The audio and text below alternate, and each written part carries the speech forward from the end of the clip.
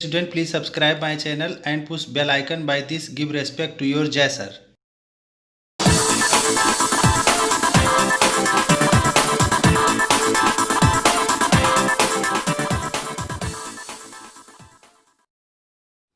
Hello my dear student and friend, आज हम आपके सामने हाइजेनबर्ग अनसर्टेनिटी प्रिंसिपल का वीडियो लेकर के आए हैं।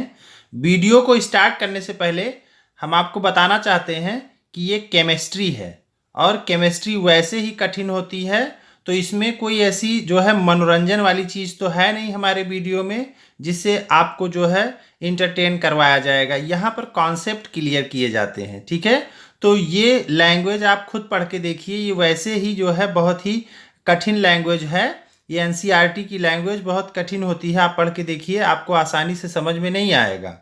तो हम इस लैंग्वेज को क्लियर कर रहे हैं, तो इसमें अगर आप ध्यान नहीं देंगे, इसको आप जो है जानने का प्रयास खुद से नहीं करेंगे, तो ये समझना बहुत मुश्किल हो जाएगा। और अगर आप पढ़ लिख के कुछ बनना चाहते हैं तो आपको मेहनत तो करनी ही पड़ेगी, ठीक है। तो इसलिए जो है यहाँ पर हम आपको क्लास के अकॉर्डिंग तो चल ही रहे हैं, साथ में ये भी हमारा प्रयास है कि कोई भी कॉन्सेप्ट आपका इतना क्लियर रहे कि आप कोई भी कंपटीशन में भी अगर वो आता है तो कोई समस्या ना हो। जैसा कि आप लोग जानते हैं, जब यहाँ से आप जाएंगे सेकेंड ईयर पास करके तैयारी करने के लिए, तो वहाँ पर जो है आपको एनसीईआरटी ना तैयार करना पड़े, ताकि आप जो है आगे की सारी चीज़ें ही तैयार करें। एनसीईआरटी जो सिलेबस है वो ऑल ओवर इंडिया इस पर कंपटीशन बेस्ड क्वेश्चन बनाए जाते हैं एनसीईआरटी से रिलेटेड, ठीक है। तो एनसीईआरटी अगर आप कोई कंपटीशन देना चाहते हैं तो ये आपकी जो है दोनों बुक्स फर्स्ट ईयर की फर्स्ट पार्ट और सेकेंड पार्ट, ऐसे सेकेंड ईयर की फर्स्ट पार्ट और सेकेंड पार्ट, ये जो है तैयार होनी चाहिए, तभी जो है आप कोई कंपटीशन अच्छे नंबर से निकाल सकते हैं और उसको पास कर सकते हैं, ठीक है। तो वीडियो को जो है देखने से पहले इसको जो है फुल स्क्रीन पर कर लिया करिए, ताकि लेटर जो है इसके बड़े हो जाया करें और आसानी से आपको दिखाई पड़े। तो उन बच्चों को ये बहुत अच्छा लगेगा जो पढ़ने वाले बच्चे हैं, और बाकी जिनको जो है म्यूजिक में या और सॉन्ग में इंटरेस्ट है, तो हमारे वीडियो में ऐसा तो कोई चीज़ रहेगा नहीं जिससे वो बहुत इंजॉय करेंगे, ठीक है। तो यहाँ पर जो है आपको पढ़ाई से रिलेटेड पढ़ाई की चीज़ें, अगर आप पढ़ने के लिए तैयार हैं तो यहाँ पर एक एक चीज़ क्लियर करके आपको बताया जा रहा है। जानते हैं आप कि इस रूल में हम केवल ये रूल केवल बता सकते हैं और बाकी हम अगले टॉपिक पर जा सकते हैं, लेकिन हमारा उद्देश्य है कि पूरा एक एक चीज़ इसका पूरा बेस क्लियर करना, एक एक लाइन एक एक वर्ड की मैं जो है मीनिंग बता रहा हूँ आपको, ओके। तो अगर ये लग रहा है कि मैं आपके लिए बहुत मेहनत कर रहा हूँ, तो इसमें जो है आप सपोर्ट करिए, और अगर नए हैं तो हमारे चैनल को सब्सक्राइब करिए, लाइक और शेयर करिए, अच्छे कमेंट करिए, ओके। और अगर आप पहले से जो है सब्सक्राइब किए हुए हैं तो लाइक और शेयर करें और अच्छे कमेंट करें, ठीक है, ओके। तो मैं वीडियो को स्टार्ट करता हूँ। Heisenberg uncertainty principal. Werner Heisenberg, a German physicist, in 1927 stated uncertainty principle, which is the consequences of dual behavior of matter and radiation. Dual behaviour समझ रहे हैं ना, ड्वेल माने दो, बिहेवियर मीन्स व्यवहार, दो व्यवहार, of matter and radiation, matter और रेडिएशन का दो व्यवहार, दो व्यवहार माने एक पार्टिकल नेचर और दूसरा वेव नेचर, दोनों होता है, तो इसे जो है ड्वेल बिहेवियर कहते हैं, ओके। कॉन्सिक्वेंसेस मीन्स होता है फलस्वरूप, ओके। तो मैटर के और रेडिएशन के ड्वेल बिहेवियर के फलस्वरूप Werner Heisenberg, a German physicist, Werner Heisenberg German के भौतिक वैज्ञानिक, इन्होंने 1927 में स्टेटेड अनसर्टेनिटी प्रिंसिपल, इन्होंने अनसर्टेनिटी प्रिंसिपल को स्टेटेड किया, माने बताया दिया, which is the consequences of dual behaviour of matter and radiation, okay, clear. तो ये क्या रूल दिया इन्होंने, क्या बताया, इन्होंने बताया it state that it is impossible to determine simultaneously the exact position and exact momentum of an electron, मतलब इलेक्ट्रॉन का एक साथ वेलोसिटी और पोजीशन बता पाना असंभव है, ये इन्होंने बताया अपने रूल में, ओके। इस रूल को इस एग्जाम्पल से समझिए, इसका उससे कोई संबंध नहीं, बस केवल हम रूल को समझाना चाहते हैं एग्जाम्पल से। तो देखिए, जैसे इलेक्ट्रॉन है पोजीशन ए पर है, ओके, इस टाइम इसकी वेलोसिटी बताइए, कुछ नहीं बता पा रहे हैं क्योंकि आप पोजीशन बता रहे हैं ए पर है।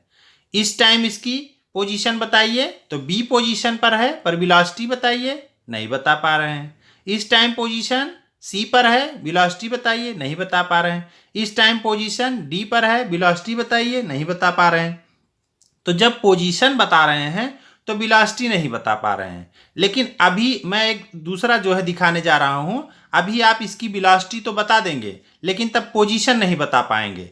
एक तो ये माइक्रोस्कोपिक है, इसको देख पाना ही बहुत मुश्किल है, माइक्रोस्कोप से देखेंगे, और उसके बाद इसकी वेलोसिटी और पोजीशन तो बहुत ही जो है इम्पॉसिबल वर्क है। तो देखिए, अब आप वेलोसिटी बताने जा रहे हैं तो पोजीशन नहीं बता पा रहे हैं। तो मैं जो है इसकी वेलोसिटी बताने के लिए ये मैं यहाँ पे रख रहा हूँ, ओके, पॉइंट पर, और यहाँ से मैं बहुत तेज इसको आगे बढ़ाऊंगा। उस टाइम आप इसकी वेलोसिटी कुछ ना कुछ बता दोगे कि 50 किलोमीटर पर आवर की स्पीड से था या 100 किलोमीटर पर आवर की स्पीड से था। तो आप इसकी जो है वेलोसिटी बता दे रहे हो, लेकिन उस टाइम आप पोजीशन नहीं बता पाओगे। जब तक आप कुछ पोजीशन बताने का मन करोगे तब तक वो गायब हो जाएगा, आगे निकल जाएगा। तो देखिए, जैसे मैं यहाँ पे ये रख रहा हूँ, अब इस टाइम इसकी पोजीशन ए है, लेकिन इस टाइम वेलोसिटी नहीं है। अब हम जा रहे हैं वेलोसिटी बताने के लिए, तब आप पोजीशन नहीं बता पाएंगे।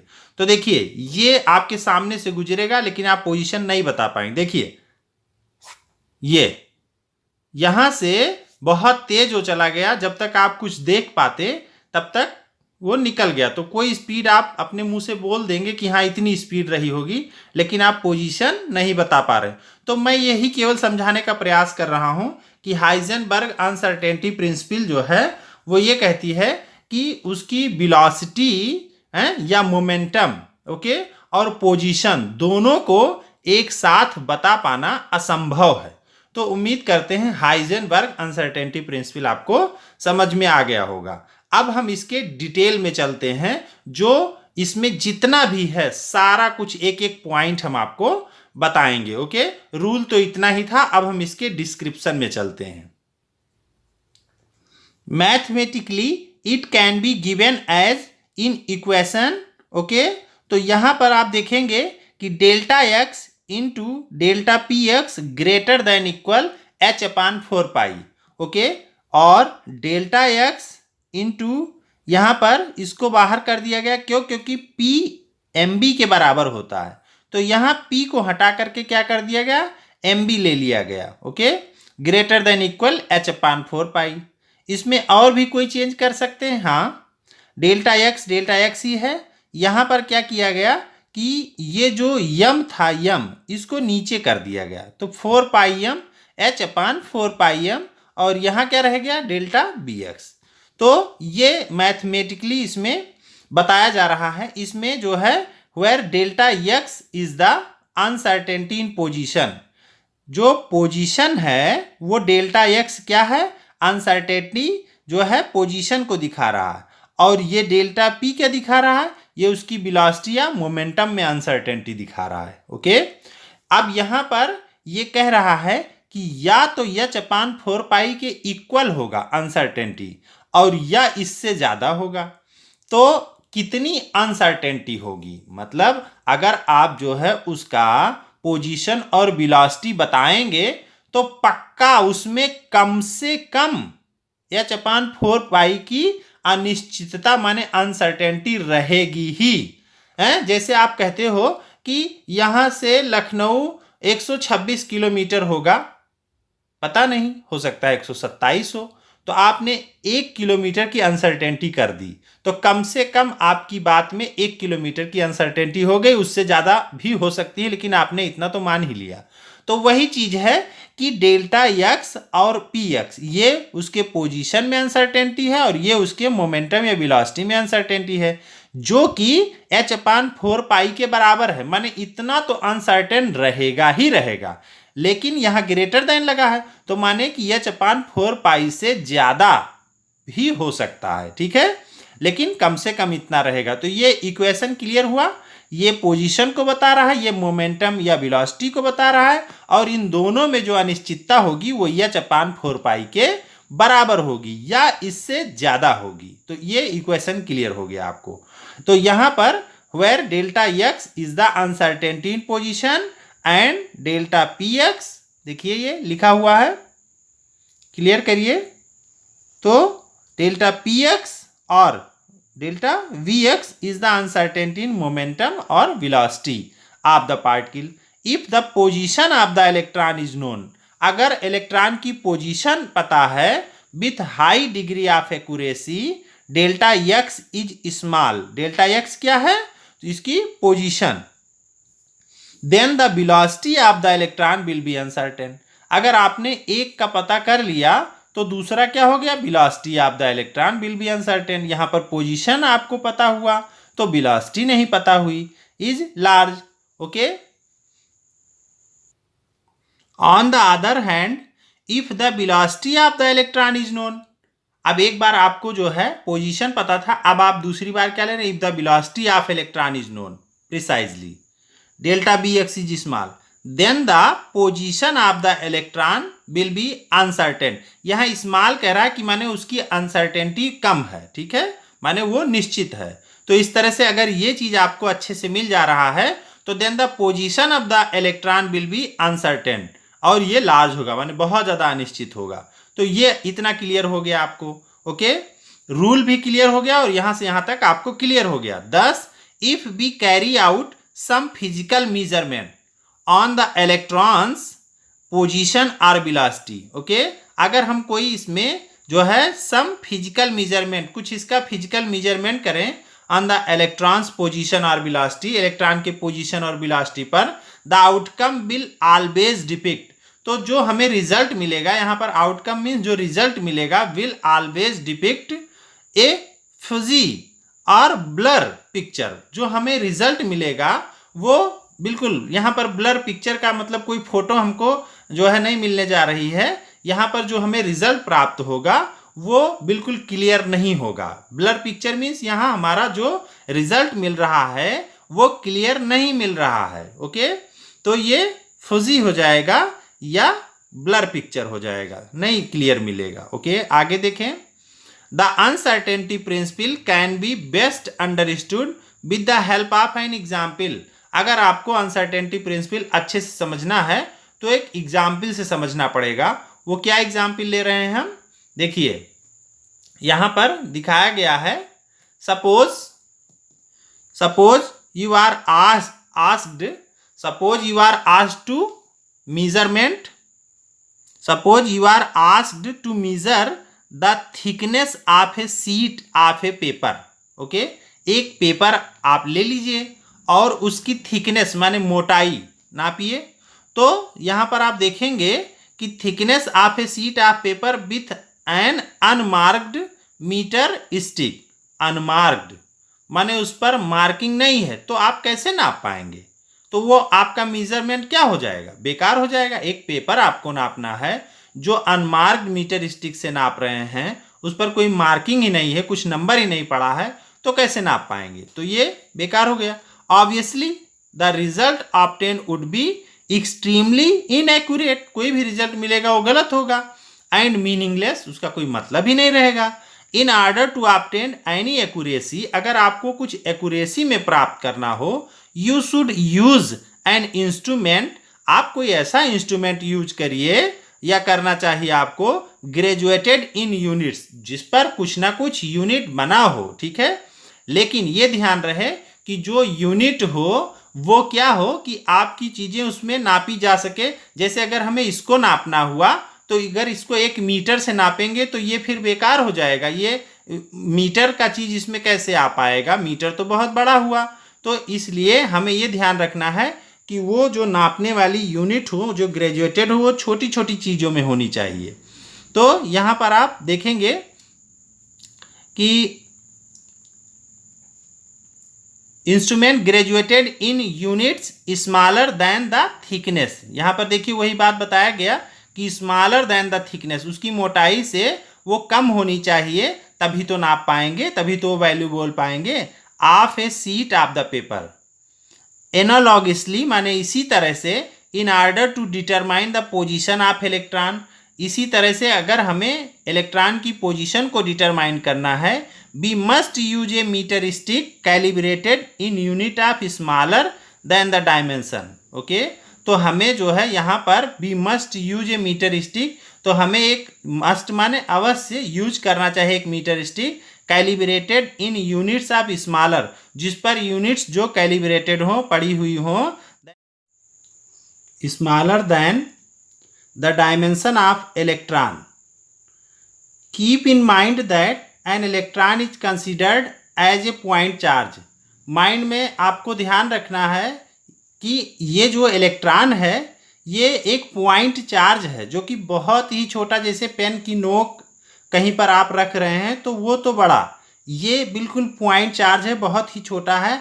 And is therefore dimensionless, तो ये क्या होगा, इसलिए डायमेंशन लेस होगा। Okay, to observe an electron, electron को ऑब्जर्व करने के लिए वी कैन इल्यूमिनेट इट, हमें इसे इल्यूमिनेट करना पड़ेगा विथ लाइट, लाइट से इल्यूमिनेट करना पड़ेगा, तब हम इसके बारे में कुछ जान पाएंगे।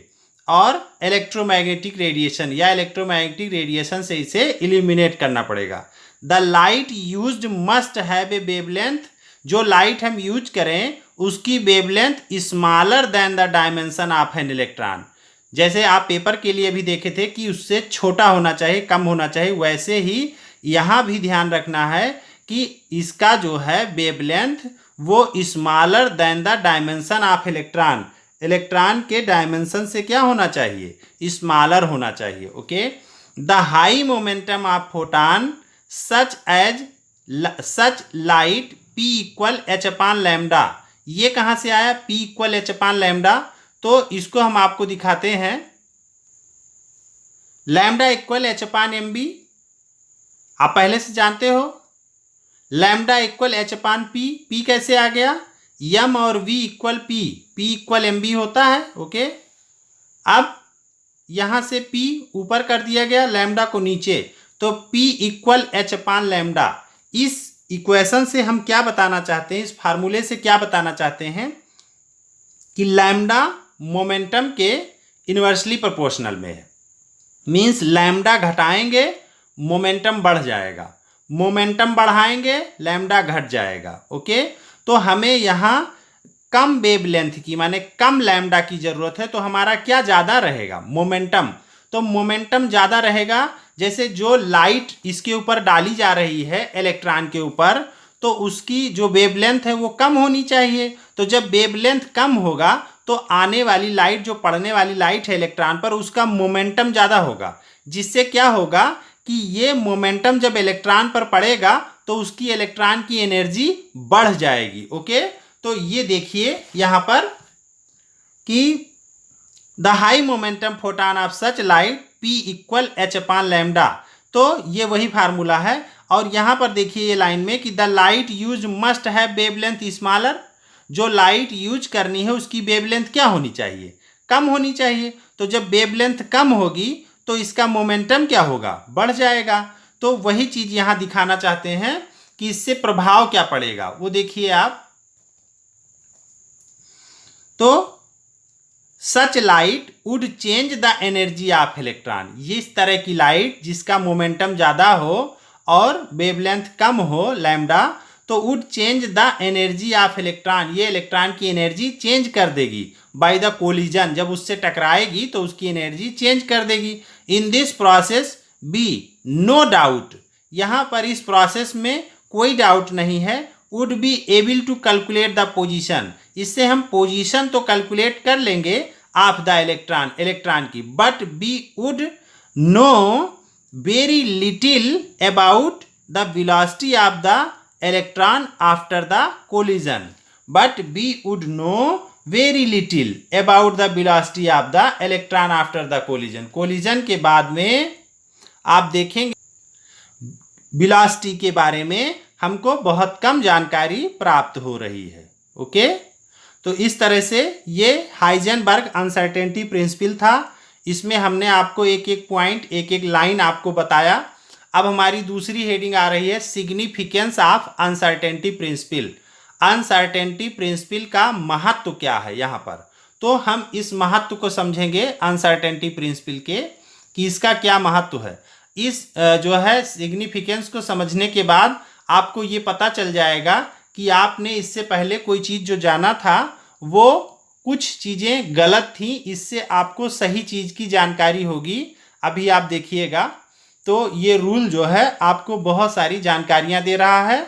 ओके, सिग्निफिकेंस माने होता है महत्व, ऑफ अनसर्टेनिटी प्रिंसिपल माने ये जो अनिश्चितता वाला रूल है इसका क्या महत्व है। यहाँ पर हम लोग देखेंगे one of the important implication of the Heisenberg uncertainty principle is that, ठीक है, इसका जो बहुत बढ़िया महत्व है वो क्या है कि it rules out existence of definite path. ये कह रहा है ये कि गलत है, जो आप लोग पढ़ रहे हो वो गलत है। क्या पढ़ रहे हो वो मैं आपको बता रहा हूं। अभी आपने हाइजेनबर्ग अनसर्टेनिटी प्रिंसिपल में पढ़ा कि इलेक्ट्रॉन का जो वेलोसिटी है और पोजीशन है वो एक साथ जो है नहीं बताया जा सकता है। ओके, तो इलेक्ट्रॉन का पोजीशन और वेलोसिटी एक साथ नहीं बताया जा सकता है। तो ये बताइए यहाँ पर इलेक्ट्रॉन की ये पोजीशन हो गई फिक्स, और उसके बाद में इधर ये इसकी वेलोसिटी इस तरह से, तो ये इलेक्ट्रॉन इसके यहाँ चारों ओर फिक्स्ड ऑर्बिट में घूम रहा है। तो ये सारी चीज़ तो यहाँ क्लियर हो रही है। तो मतलब कि दो बातें हैं, या तो यहाँ पर न्यूक्लियस के चारों ओर इलेक्ट्रॉन का ये फिक्स्ड पोजीशन नहीं है कि यहाँ पर इलेक्ट्रॉन घूम रहा है। मतलब ये ऑर्बिट्स जो आप आज तक जानते थे कि इलेक्ट्रॉन जो है इन ऑर्बिट्स में चक्कर लगाता है जो न्यूक्लियस के चारों ओर होते हैं, ठीक है, ये आज तक आपको पता था। लेकिन इस रूल के बाद ये पता चला कि इलेक्ट्रॉन की पोजीशन और इलेक्ट्रॉन की वेलोसिटी एक साथ बताई ही नहीं जा सकती है, ठीक है। तो ये जो है यहाँ पर रूल का खंडन हो रहा है, ये रूल कट रहा है क्या कि इसके चारों ओर फिर ये फिक्स्ड ऑर्बिट कैसे हैं। तो आज तक तो आपने यही पढ़ा, यही हम कह रहे थे कि आगे आप बहुत सारी चीज़ देखेंगे कि जो पढ़ रहे हो उसमें क्या सुधार हुआ है। तो यहाँ इसके चारों ओर जो ये सेल्स आप देख रहे हैं, ये हाइजेनबर्ग अनसर्टेनिटी प्रिंसिपल इस सेल्स को नेग्लेक्ट कर रहा है, ख़त्म कर रहा है, कह रहा है ये इनकी फिक्स नहीं हो सकती है, ठीक है, जो आप लोग आज तक जानते थे। तो क्या होगा वही वो बताने का प्रयास कर रहे हैं इस तरह से। तो ट्रेजेक्टरी भी क्लियर कर लीजिए, दूसरा वर्ड आया है ट्रेजेक्टरी, जो है ये ऐसे, ठीक है, तो ये कर्व बन रहा है, कर्व। ट्रेजेक्टरी जो होता है इसको हिंदी में बोलते हैं प्रक्षेप वक्र।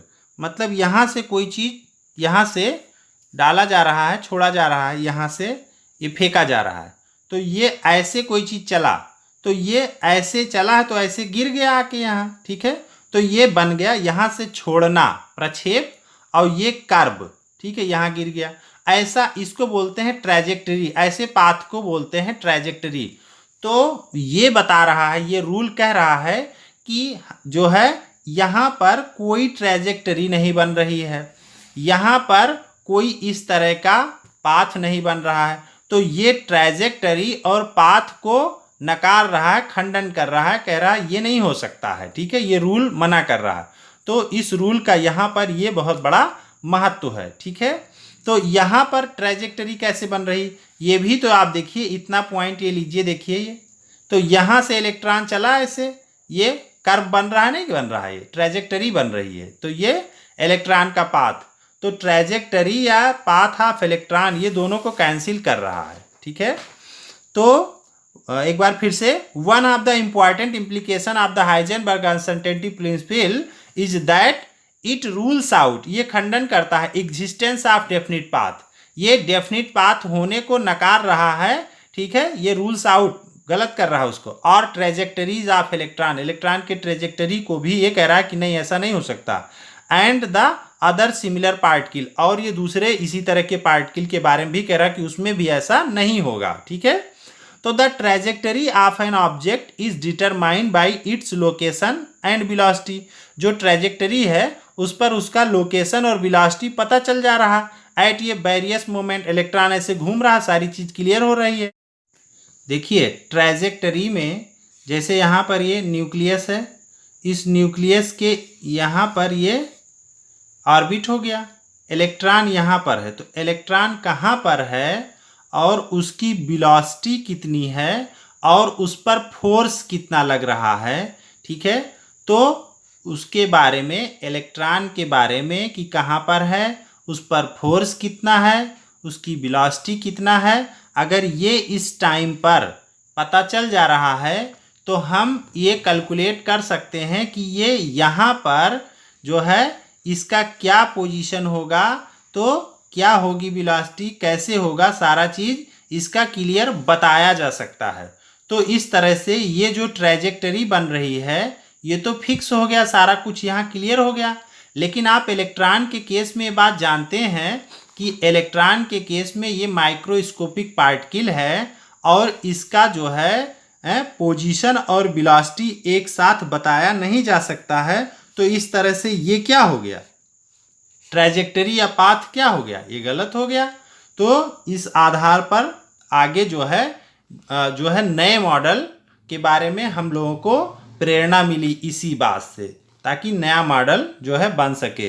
तो ये बोर मॉडल में ये बताया गया था, लेकिन यहाँ बोर मॉडल का ये ऑर्बिट सिस्टम थोड़ा गलत हो रहा है।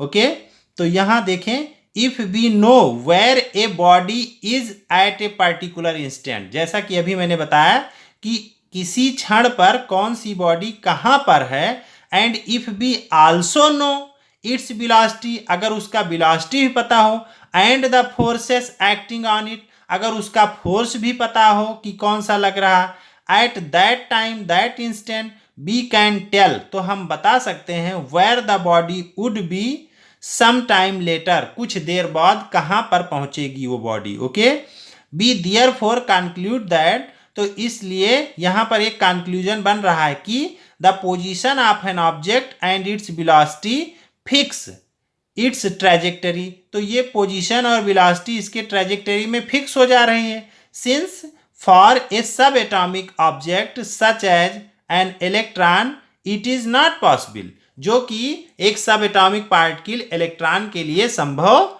नहीं है।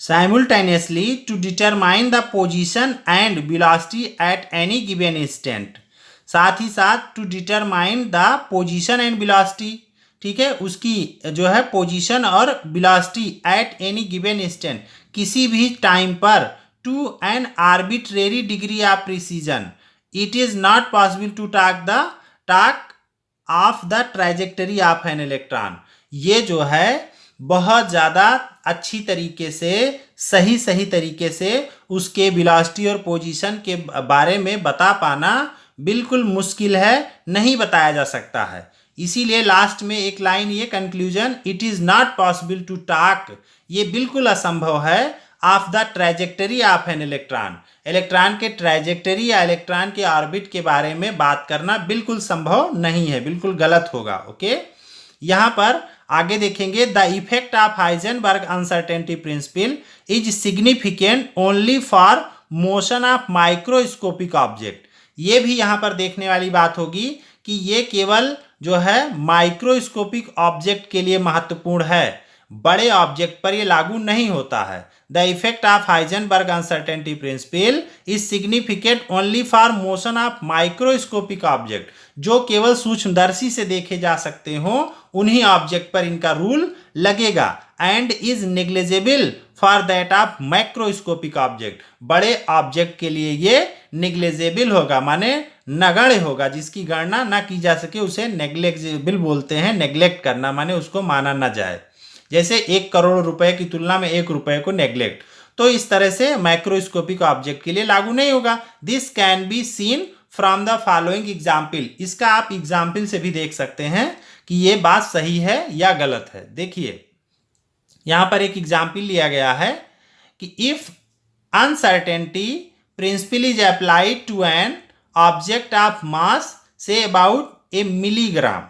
ओके, तो if uncertainty principle is applied to an object of mass say about a milligram, ये बताइए मिलीग्राम बहुत छोटा ऑब्जेक्ट हुआ, अगर हम किलोग्राम का लेते तो बहुत बड़ा हो जाता वो। तो ये मिलीग्राम पर भी नहीं लागू होता, किलोग्राम तो बहुत दूर की बात है, मिलीग्राम वाले मटेरियल पर ही नहीं लागू होगा। तो 1 किलोग्राम 100 किलोग्राम वाले पर तो संभव ही नहीं है। देखिए अगर मिलीग्राम वाले पर लगाएं तो क्या होता है वो चेक करिए आप। तो यहाँ पर मिलीग्राम जो कि जो है मिलीग्राम 1 मिली जो है मिलीग्राम कितना 10⁻⁻6 किलोग्राम। तो इस तरह से 1 मिलीग्राम पर इसको लगा रहे हैं। ओके, तो यहाँ देखिए फार्मूले में delta v into delta x equal H/4πm ये फार्मूला होता है। ओके, इक्वल यहाँ H की वैल्यू आपको पहले से पता है, Planck constant 6.626 into 10⁻34 joule second. Okay, अब 4 है ही वैसे ही, पाई की वैल्यू 3.1416 रख दिया गया इंटू यम की वैल्यू यहाँ पर 10⁻⁻6 किलोग्राम माने ये 1 मिलीग्राम। ठीक है, तो ये रख दिया गया। सॉल्व करने पर लगभग कितना आया 10⁻28 मीटर स्क्वायर सेकेंड इनवर्स। तो 10⁻28 ये अनसर्टेनिटी आई। इससे आप क्या समझ पा रहे हैं? ठीक है, ये आप देखिए, the value of delta we delta x obtained is extremely small. ये क्या है 10⁻28 कम हुआ, अरे बहुत कम हुआ, बहुत ही एक्सट्रीमली स्मॉल हुआ। ठीक है, तो ये जो अनसर्टेनिटी आई माने अनिश्चितता आई वो क्या हुई, बहुत कम आई। तो कोई चीज़ हमको बहुत कम माने ना के बराबर, जैसे आपके हाथ में जो है एक पॉइंट पेन की नोक की इंक रख दें तो आप किसी को दूर से दिखाएंगे, वो जान पाएगा, वो क्या कहेगा कि आपके हाथ में इंक लगी है कि नहीं, बहुत दूर से दिखा ना के बराबर। तो कोई चीज़ आपको बहुत कम मिलती है तो वो जो है काउंटेबल नहीं कर सकते, उसको आप दिखा नहीं सकते किसी को। तो वही चीज़ है यहाँ पर, इतनी कम अनसर्टेनिटी, बहुत ही कम, नेग्लिजिबल मिली। तो the value of delta we delta x obtained is extremely small, बहुत कम है, एंड इज इनसिग्निफिकेंट, ये बिल्कुल मीनिंगलेस है। Okay, therefore one may say that in dealing with milligram sized और हैवियर ऑब्जेक्ट, ठीक है, चाहे मिलीग्राम साइज का हो या इससे भी बड़ा हो, the associated heavier object the associated uncertainties are hardly of any real consequences. मतलब कि ये अनसर्टेनिटी किसी से मैच करेगी, ये बिल्कुल असंभव है। ठीक है, तो इस तरह से ये आपने देख लिया मिलीग्राम साइज का। अब आप देखें कि जो है माइक्रोस्कोपिक जो इलेक्ट्रॉन है उन पर ये कैसे लागू हो रहा है। तो in case of microscopic object like an electron on the other hand delta v into delta x obtained is much larger, जबकि इसके लिए अनसर्टेनिटी बहुत ज़्यादा मिल रही है। And such uncertainties are of real consequences, ये वास्तव में ऐसा होता है, पाया जाता है।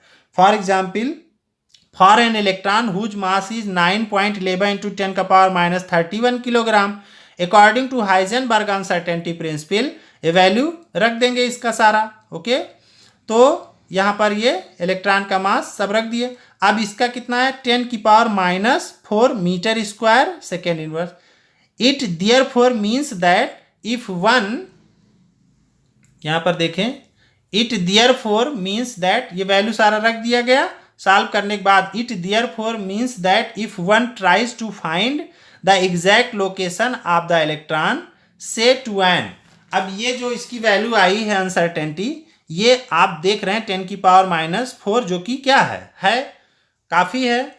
लेकिन यहाँ पर ये बता रहा है कि आगे अगर आप देखें कि खाली इसमें जो है आपको निकालना हो इसका, it therefore means that if one tries to find the exact location of the electron, अगर इलेक्ट्रॉन की लोकेशन उसको पता करना हो, से टू एन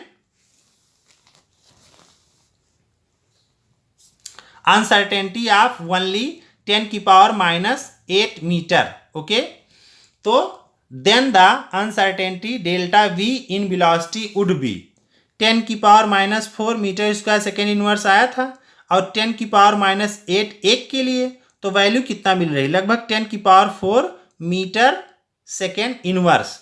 अब ये 10⁻⁸ क्यों लिया गया, यहाँ 10⁻⁴ दोनों के लिए आया था, 10⁻⁴ दोनों के लिए था, दोनों के लिए मीन्स वेलोसिटी और मोमेंटम यहाँ दोनों का था। तो अगर एक ही का ले रहे हैं तो जैसे ये माइनस में चीज़ें हैं ना, तो माइनस में 10⁻⁴ बड़ा है और 10⁻⁸ क्या है, छोटा है। तो जब 2 था तो 2 में ये जो है यहाँ पर ये बड़ा था, और जब एक ही का ले रहे हैं तो 10⁻⁸। जैसे एक दूसरा एग्जाम्पल लीजिए कि अगर 8 है, ठीक है, 8 है तो उसका आधा करेंगे तो क्या आएगा, 4 आएगा, ठीक है। लेकिन वही चीज माइनस प्लस में तो +8 बड़ा है और 4 जो है वो +4 छोटा है। लेकिन यही चीज माइनस में देखें तो यहाँ -4 बड़ा है और -8 छोटा है। तो इस तरह से जब एक का निकाल रहे हैं तो इसीलिए 10⁻⁸ ले लिया गया। तो uncertainty of only 10⁻⁸ metre, then the uncertainty delta v in velocity would be. तो इस तरह से यहाँ पर 10⁻⁴ मीटर सेकेंड इनवर्स आए। इससे आपको क्या पता चला, इससे आप देखिए व्हिच इज सो लार्ज, ये क्या है, बहुत ज्यादा है, that the classical picture of electron moving in Bohr's orbit fixed cannot not hold good.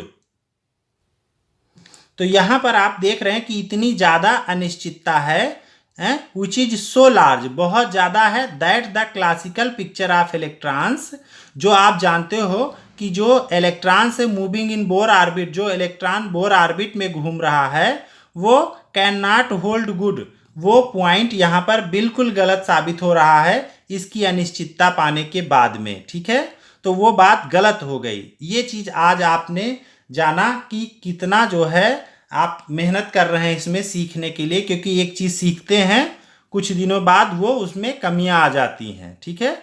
तो it therefore means that the precise statement of the position and momentum of electron have to be replaced. तो यहाँ पर अब एक आवश्यकता पड़ गई क्या, कि इस बात को जब गलत हो गया कि कोई ऑर्बिट नहीं होता, कोई ट्रेजेक्टरी नहीं होता है, इलेक्ट्रॉन फिर कैसे घूमता है, कहाँ पर घूमता है, तो ये बात अब बोर्स मॉडल के बाद उसमें ये कमी आ गई। तो अब एक जरूरत पड़ गई फिर इलेक्ट्रॉन कैसे घूमता है, क्या होता है, सेल नहीं होता है। तो एक वर्ड यहाँ पर नया आया है, वो है प्रोबेबिलिटी, माने प्रायिकता। तो अब क्या है कि अब ये वर्ड आकर के इस बात को हटा दिया गया, क्या कि इलेक्ट्रॉन के पाए जाने की संभावना, न्यूक्लियस के चारों ओर इलेक्ट्रॉन के पाए जाने की संभावना होती है, उनकी फिक्स जगह नहीं होती है। तो प्रोबेबिलिटी से उस वर्ड को हटा दिया गया। ओके, तो एक बार फिर से, it therefore means that the precise statement of the position and the momentum of electron have to be replaced, इसको हटा दिया गया इस वर्ड को, by the statement of probability. Probability से ये बातें क्लियर कर दी गई कि अब ये हट जाएगा, अब प्रोबेबिलिटी आ गया। प्रोबेबिलिटी माने उसके पाए जाने की संभावना, न्यूक्लियस के चारों ओर इलेक्ट्रॉन के पाए जाने की संभावना होती है, ठीक है। That the electron has at a given position and momentum. Okay, this is what happened in the quantum mechanical model of the atom. तो इसके बाद एक नया मॉडल आ गया जो आप लोग इससे पहले नहीं पढ़े थे, उसका नाम है क्वांटम मैकेनिकल मॉडल। ओके, तो बोर मॉडल के बाद हम लोग पढ़ेंगे quantum mechanical model of the atom. उससे पहले अब इससे रिलेटेड ये क्वेश्चन देख लीजिए। A microscope using suitable photons is employed to locate an electron in an atom within a distance of 0.1 angstrom. What is the uncertainty involved in the measurement of its velocity? Okay, तो यहाँ पर ये जो है देखिए, इसमें ये formula हो गया इसका सिंपल सा। ओके, उसके बाद यहाँ डेल्टा पी के जगह पर यम डेल्टा वी रख दिया गया और कोई चेंज नहीं, h/4 वैसे ही सारा कुछ वैसे है। अब यहाँ से हमको डेल्टा वी निकालना है, तो डेल्टा बी यहीं रहने दें और ये नीचे कर दें, कर दिया गया। उसके बाद इसकी वैल्यू सारा रख दिया गया, दिया हुआ क्वेश्चन में रख के सॉल्व कर दिया गया, ठीक है, और ये आंसर आपका आ गया। ऐसे ही यहाँ पर इस प्रॉब्लम में देखिए, a golf ball has a mass of 40 kilogram and a speed of 45 metre per second. If the speed can be measured within accuracy of 2%, calculate the uncertainty in the position. इसको कैसे लगाया गया है, इसमें आप देखिए क्या किया गया कि the uncertainty in the speed is 2%। तो 2% है, तो इसको जो है, और स्पीड कितनी है 45, तो 45 में 2% किस तरह से सॉल्व करेंगे, तो 45 इंटू 2/100, 2% 2/100, और इस तरह से 0.9 मीटर पर सेकेंड आ गया। Using the equation delta x equal h/4 pi mb, ये लगा दिया गया फार्मूला। उसके बाद सारी वैल्यू थी, ये रख दिया गया, 1.46 इंटू 10⁻³ मीटर आ गया। Okay, this is nearly 10⁻18 times smaller than the diameter of A typical atomic nucleus. As mentioned earlier, for large particle, the uncertainty principle sets no meaningful limit to the precision of measurement. Okay, बहुत बहुत धन्यवाद।